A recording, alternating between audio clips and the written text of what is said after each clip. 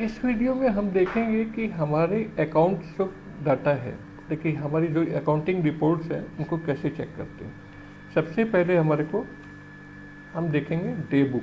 जो हमारी day book अपने आप बन जाती है, इसमें जो हमने एंट्रीज की हैं वो हमारी डे बुक बन गई। इसको हम देख सकते हैं, ये हमने इसमें सारे ट्रांजेक्शन्स किए हैं, ये हमारे को दिखाई दे रही है पर डे के हिसाब से। 1 तारीख में 2 ट्रांजेक्शन्स हुई, 2 अप्रैल को ये ट्रांजेक्शन हुई, 1/5 में 3 ट्रांजेक्शन्स हुई, कितनी कितनी अमाउंट की, ये हमारे को यहाँ दिखाई दे रहा है। इसके बाद सेकंड बुक्स हमारी जो होती हैं वो होती हैं ट्रायल बैलेंस। तो ट्रायल बैलेंस भी हम देखते हैं, तो ट्रायल बैलेंस में हमारे को दिखाई दे रहा है कि ये सारी चीज़ें आ रही हैं कि हमारे कैपिटल 11,50,000 की थी, किस तरीके की ट्रांजेक्शन्स सारी होने के बाद फिर लोन हमारे पास कितना है, करंट लायबिलिटीज़ हमारी कितनी है, फिक्स एसेट्स हमारे कितने हैं, करंट एसेट्स हमारे कितने हैं। इसी तरीके से ड्यूटी एंड टैक्सेस हमारे को क्या बैलेंस है, फिक्स एसेट्स हमारी कौन सी हैं, कितनी हैं, करंट एसेट्स कितनी हैं, क्या हमारे पास बैंक बैलेंस है, क्या हमारे पास स्टॉक है, सारी चीज़ें ये हमारे को दिखाई दे रही हैं इसमें। फिर सेल्स अकाउंट हमारे को दिखाई दे रहे हैं, purchase, direct expenses, indirect expenses.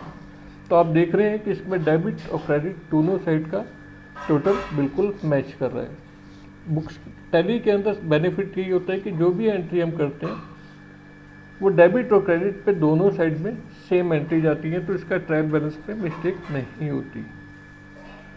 अब इसके बाद जो हमारे को देखना होता है वो होता है हमारा प्रॉफिट एंड लॉस अकाउंट। यहाँ है प्रॉफिट एंड लॉस अकाउंट। तो यहाँ आप देख रहे हैं ओपनिंग स्टॉक 1,50,000 का था, 5,75,000 रुपये के हमने परचेज की, 10,000 रुपये के हमने डायरेक्ट एक्सपेंसेस किए। इसके ये सारे डिटेल्स हम इसके अंदर चेक कर सकते हैं कि हमारी यूए परचेज कितनी थी, सेंट्रल परचेज कितनी थी, डायरेक्ट एक्सपेंसेस में कौन कौन से एक्सपेंसेस थे, सेल्स अकाउंट हमारे यूए सेल कितनी थी, सेंट्रल सेल कितनी थी, इनडायरेक्ट एक्सपेंस, फिर हमारा क्लोजिंग स्टॉक ये है। हमारा ग्रॉस प्रॉफिट 1,30,000 आया, 1,30,000 में से हमारे 30,000 रुपये इनडायरेक्ट एक्सपेंसेस चले गए, तो हमारा नेट प्रॉफिट आया 1,00,000 रुपये।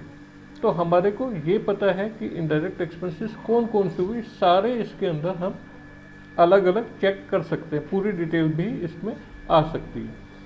वो आप पूरे उसमें सिस्टम अगर डाटा देख टैली जो बेसिक्स देखते हैं तो उस कोर्स के अंदर ये सारी चीज़ें हम कराते हैं। अब बैलेंस शीट आती है, तो बैलेंस शीट में आप देख रहे हैं कि कैपिटल अकाउंट 11,50,000 का है, लोन हमारे 1,20,000 के हैं, करंट लायबिलिटीज़ 2,84,100 रुपये की है, प्रॉफिट 1,00,000 रुपये का है, फिक्स एसेट्स है और करंट एसेट्स 16,14,100 रुपये के हैं।